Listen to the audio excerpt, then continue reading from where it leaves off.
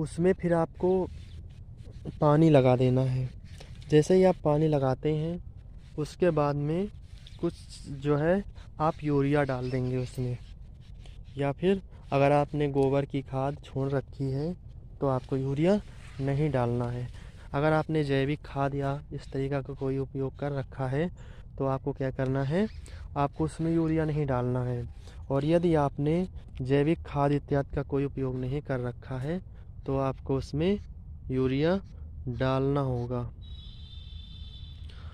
उसके बाद में आप क्या करेंगे, यूरिया डालने के बाद कुछ दिन बाद आप उसमें जैसे ही 15 से 20 दिन या 25 दिन बीतेंगे आप उसमें पानी फिर लगाएंगे। जैसे ही आप उसमें फिर पानी लगाएंगे, अगर आपको लग रहा है कि इसमें जैविक खाद या यूरिया डालने वाला नहीं है, हमारी फसल अच्छे से चल रही है, तो आपको उस समय यूरिया या जैविक खाद का प्रयोग नहीं करना है। और जैसे कि आप देख रहे हैं कि हमारी फसल में थोड़ा कमजोरी है या पौधा थोड़ा छोटा है, तो फिर आप उसमें यूरिया या जैविक खाद का उपयोग कर सकते हैं। जैसे ही आप उसमें यूरिया या जैविक खाद का उपयोग करेंगे उसके बाद में फिर आपको रुके रहना है। उसके कुछ समय बाद जैसे ही आपकी फसल में थोड़ा फूल आने का शंका हो या संभावना हो, या आपको लगे कि फूल आने वाला है, फिर आपको उसमें तीसरा पानी लगा देना है। ये उन क्षेत्रों के लिए है जहाँ पर नमी इत्यादि की कम व्यवस्था है।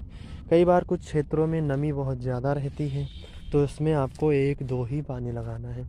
जिन क्षेत्रों में नमी पर्याप्त मात्रा में नहीं रहती है वहाँ पर हमें 2 या 3 पानी लगाना पड़ता है।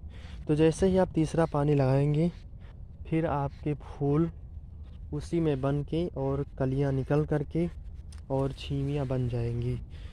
जैसे ही आप छीमियाँ बन जाएंगी और उसके बाद में वो पकने के नंबर आएगा, फिर आपको एक पानी इसमें और लगाना है। ये ध्यान रखना है कि ये जो पानी लगाने की प्रक्रिया हम बता रहे हैं वह नमी वाले क्षेत्रों में नहीं लगाना है। यह पानी उन क्षेत्रों में लगाना है जहाँ पर आपको थोड़ा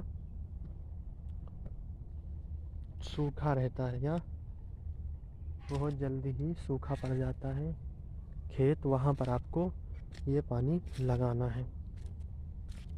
उसके बाद में साथियों आपको क्या करना है कि इसे कुछ दिनों तक ऐसे ही रहने देना है। फिर जैसे ही आपकी छीमियाँ पकने लग जाएं और छीमियाँ पूरी तरह